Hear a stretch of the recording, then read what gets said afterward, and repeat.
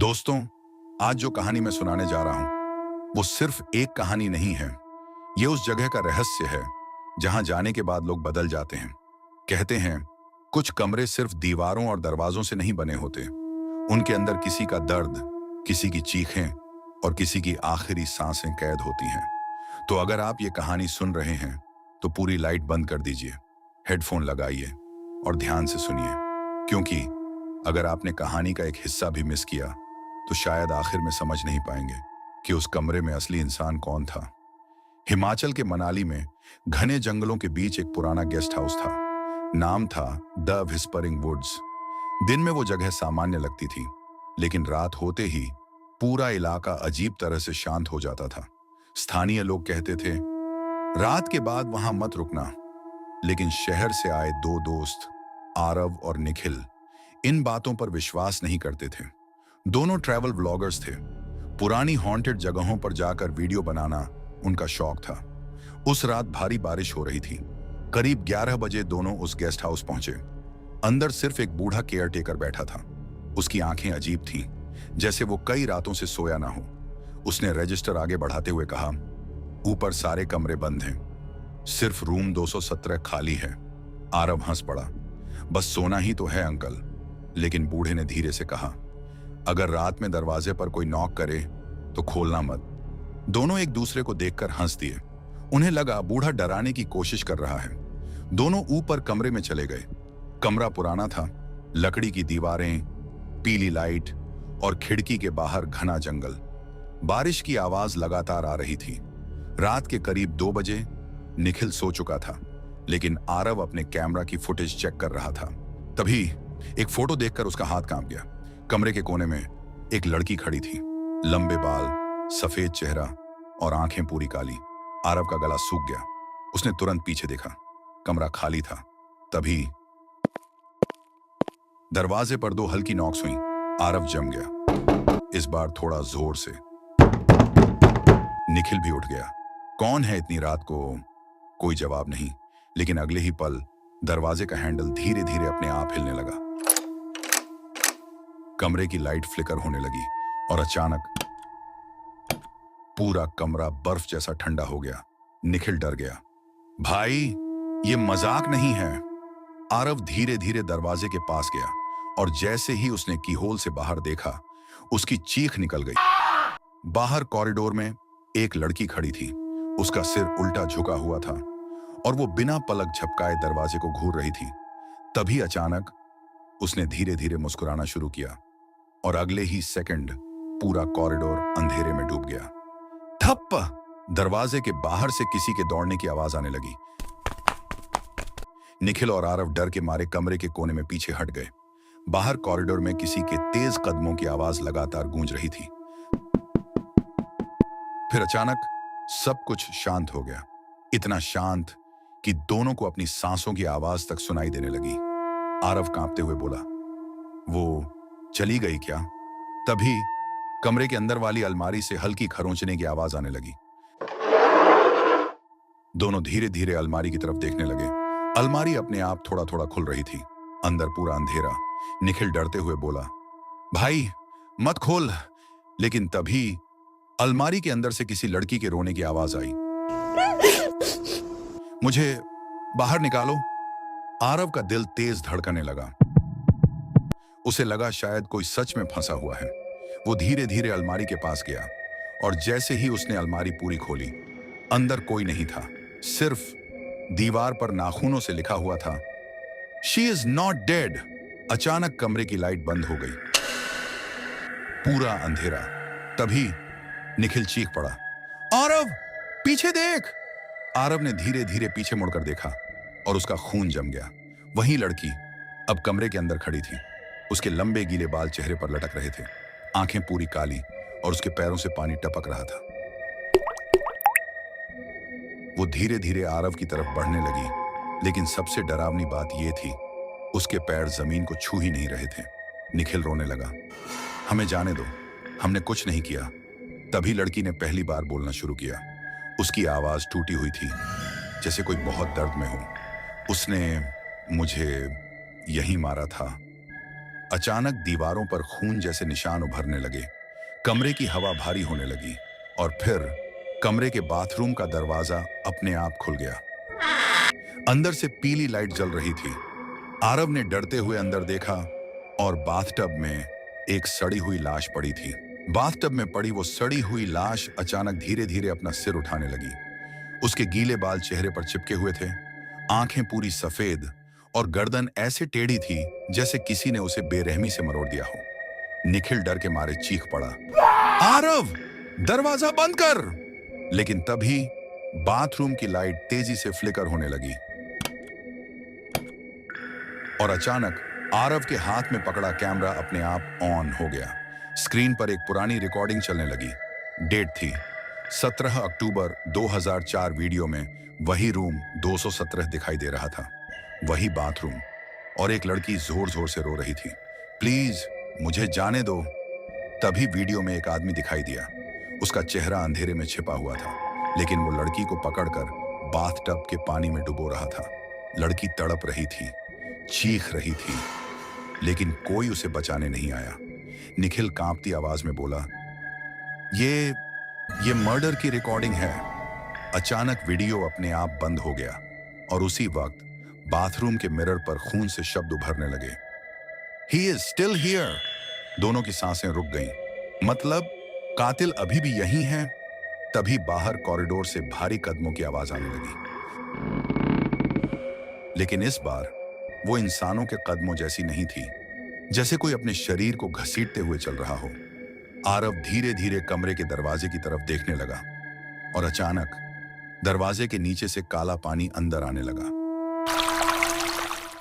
उस पानी के साथ एक जला हुआ हाथ धीरे धीरे कमरे के अंदर घुसा। निखिल रोने लगा, हम यहां से जिंदा नहीं निकल पाएंगे। तभी कमरे का दरवाजा अपने आप धीरे धीरे खुलने लगा। बाहर पूरा कॉरिडोर अंधेरे में डूबा हुआ था। सिर्फ दूर एक हल्की पीली लाइट जल रही थी और उसी लाइट के नीचे कोई खड़ा था। आरव ने कांपते हुए फ्लैशलाइट उठाई। जैसे ही उसने रोशनी उस तरफ डाली, उसका खून जम गया। वो गेस्ट हाउस का बूढ़ा केयरटेकर था, लेकिन अब उसका चेहरा इंसानों जैसा नहीं था। उसकी आंखें पूरी काली हो चुकी थीं, मुंह के किनारों से काला पानी बह रहा था और उसकी गर्दन आधी टूटी हुई थी। वो धीरे धीरे मुस्कुराया, मैंने तुम्हें कहा था रात में दरवाजा मत खोलना। अचानक कॉरिडोर की सारी लाइट्स एक साथ बंद हो गईं, पूरा अंधेरा। तभी आरव को अपने बिल्कुल पीछे किसी की सांस महसूस हुई। उसने धीरे धीरे पीछे मुड़कर देखा और वही मरी हुई लड़की उसके पीछे खड़ी थी। इस बार उसका चेहरा पूरी तरह दिखाई दे रहा था। आंखों से काला खून बह रहा था, होंठ कटे हुए और शरीर पर पुराने जख्मों के निशान। उसने कांपती आवाज में कहा, उसने मुझे मारा था और अब वो तुम दोनों को भी मार देगा। अचानक पूरा कमरा जोर जोर से हिलने लगा, दीवारों से खून टपकने लगा।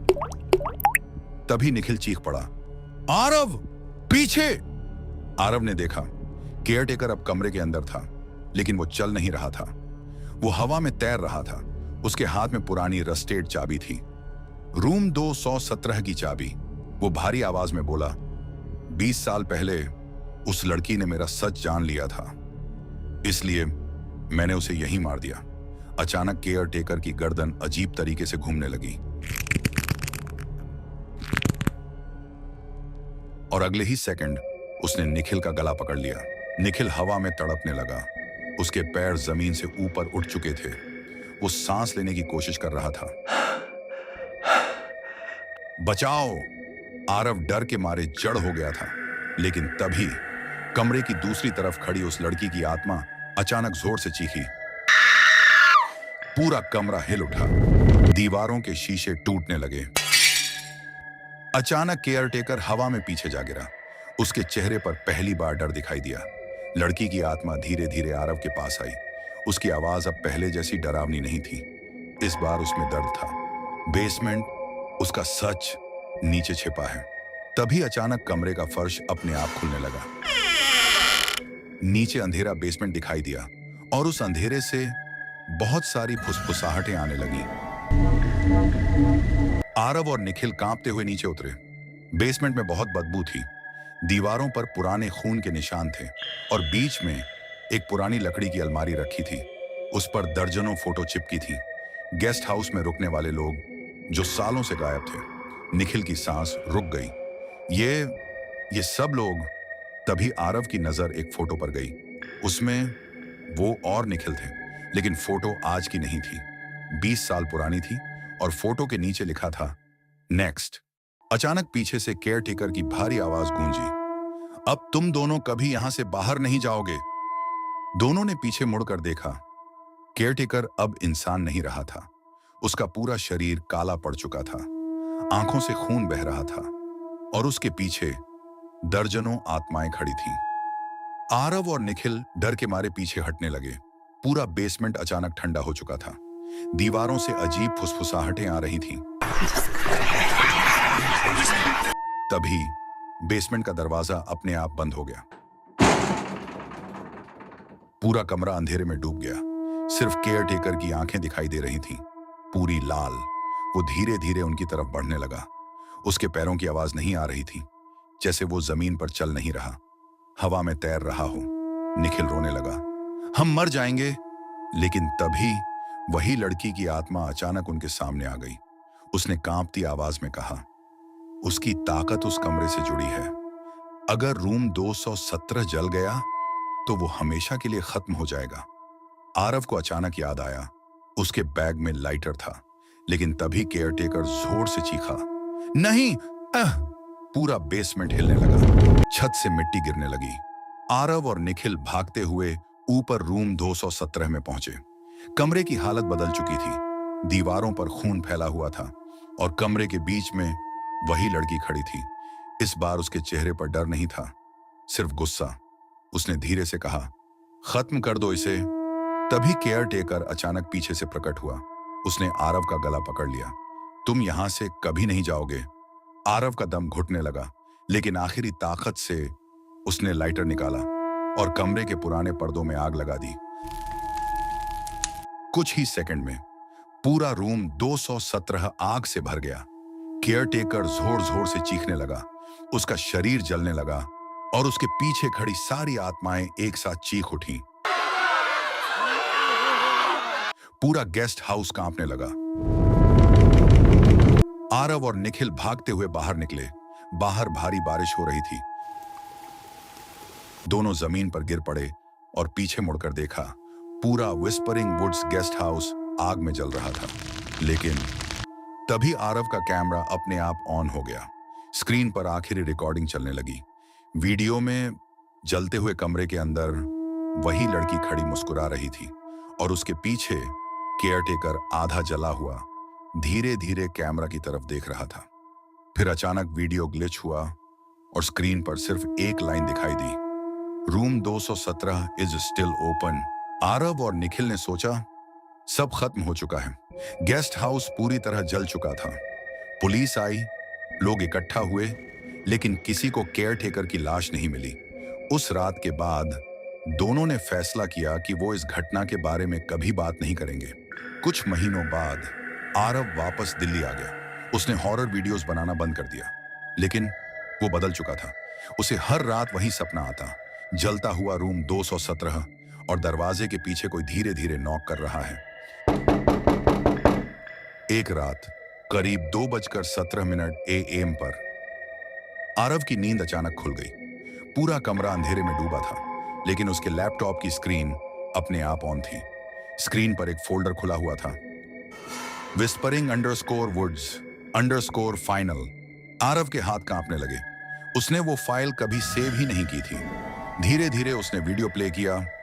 वीडियो में वही जलता हुआ गेस्ट हाउस दिखाई दिया, लेकिन इस बार कैमरा बाहर नहीं, अंदर था, जैसे कोई अभी भी रूम 217 के अंदर खड़ा हो। फिर वीडियो में धीरे धीरे स्मोक के बीच से केयर टेकर दिखाई दिया। आधा जला हुआ चेहरा, पूरी काली आंखें और होंठों पर डरावनी मुस्कान। वो कैमरा के बिल्कुल पास आया और भारी आवाज में बोला, कमरा जल गया, लेकिन दरवाजा अभी भी खुला है। अचानक वीडियो ग्लिच होने लगा। फिर स्क्रीन पूरी काली हो गई। आरव ने राहत की सांस ली, लेकिन तभी उसके कमरे के बाहर धीरे धीरे नॉक होने लगा। आरव का चेहरा सफेद पड़ गया क्योंकि उसके अपार्टमेंट के दरवाजे पर धीरे धीरे नंबर उभर रहा था। 217। आरव की सांसें रुक गईं। उसके अपार्टमेंट के दरवाजे पर धीरे धीरे जलते हुए निशानों से 217 लिखा हुआ था। नॉकिंग अब और तेज हो रही थी। आरव डर के मारे पीछे हटने लगा। उसका पूरा शरीर कांप रहा था। तभी उसके फोन पर अचानक निखिल का कॉल आया। आरव ने कांपते हुए फोन उठाया। हाँ, हेलो। लेकिन दूसरी तरफ से सिर्फ भारी सांसों की आवाज आ रही थी। फिर अचानक निखिल चीखा, आरव, वो यहां भी आ गया। कॉल कट गया। उसी पल आरव के कमरे की सारी लाइट्स बंद हो गईं। पूरा कमरा अंधेरे में डूब गया। सिर्फ लैपटॉप स्क्रीन की हल्की नीली रोशनी बची थी और उस स्क्रीन पर लाइव कैमरा ऑन था। लेकिन सबसे डरावनी बात, कैमरा आरव को नहीं दिखा रहा था। उसके पीछे कमरे के कोने में कोई खड़ा था। लंबे गीले बाल, जला हुआ चेहरा और हाथ में वही रूम 217 की चाबी। आरव धीरे धीरे पीछे मुड़ा, लेकिन वहां कुछ नहीं था। तभी लैपटॉप स्पीकर से केयरटेकर की आवाज आई, पीछे मत देखो। आरव का दिल रुकने लगा। धीरे धीरे उसने फिर स्क्रीन की तरफ देखा। इस बार वो चीज उसके बिल्कुल पीछे खड़ी थी। उसकी गर्दन असामान्य तरीके से टेढ़ी थी और उसकी आंखें पूरी काली। तभी अचानक दरवाजा अपने आप खुल गया। बाहर अपार्टमेंट कॉरिडोर नहीं था। बाहर वही पुराना विस्परिंग वुड्स गेस्ट हाउस का हॉलवे था।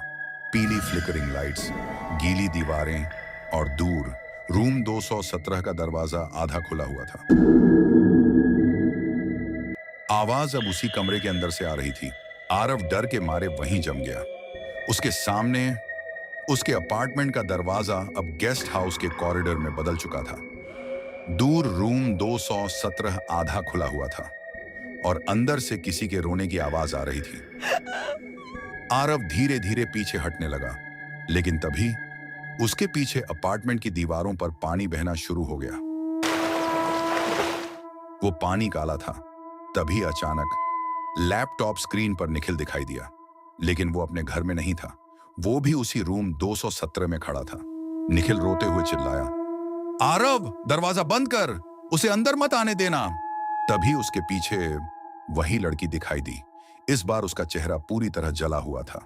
उसने धीरे धीरे निखिल के कंधे पर हाथ रखा और अगले ही सेकंड निखिल कैमरा से बाहर घसीटा गया। निखिल! स्क्रीन पूरी लाल हो गई। आरव की आंखों से आंसू निकलने लगे। तभी कॉरिडोर के अंत में केयरटेकर दिखाई दिया। उसके हाथ में लैंटर्न थी और वो धीरे धीरे रूम 217 से बाहर आ रहा था। उसने भारी आवाज में कहा, जो एक बार रूम 217 देख लेता है वो कभी वापस अपनी दुनिया में नहीं जा पाता। अचानक पूरा हॉलवे हिलने लगा। दीवारों से हाथ बाहर आने लगे, सैकड़ों हाथ जो आरव को पकड़ने की कोशिश कर रहे थे। आरव भागने लगा, लेकिन जितना वो भागता कॉरिडोर उतना लंबा होता जा रहा था। तभी अचानक उसका पैर किसी चीज से टकराया। वो नीचे गिर गया। उसने नीचे देखा तो वहां पुरानी फोटो पड़ी थी। उस फोटो में रूम 217 के सामने खड़े लोग दिखाई दे रहे थे, लेकिन सबसे डरावनी बात, उन लोगों के बीच आरव खुद खड़ा था और फोटो के नीचे लिखा था, न्यू केयरटेकर। आरव कांपते हुए उस फोटो को देख रहा था। फोटो के नीचे लिखा था, न्यू केयरटेकर। तभी अचानक उसके पीछे किसी ने बहुत धीरे से कहा, अब ये जगह तुम्हारी है। आरव ने धीरे धीरे पीछे मुड़कर देखा, लेकिन वहां कोई नहीं था। पूरा कॉरिडोर अचानक शांत हो गया। ना फुटस्टेप्स, ना नॉकिंग, ना कोई आवाज। सिर्फ रूम 217 का दरवाजा खुला था और अंदर एक पुरानी लकड़ी की कुर्सी रखी थी। उसके ऊपर विस्परिंग वुड्स गेस्ट हाउस की केयरटेकर वाली चाबी। आरव की आंखों से आंसू निकलने लगे। उसे समझ आ चुका था, जो भी इस रहस्य को जान लेता है वो इस जगह से कभी आजाद नहीं हो पाता। तभी धीरे धीरे उसकी आंखें पूरी काली होने लगी। Screen blackout. फिर सिर्फ एक आवाज सुनाई देती है,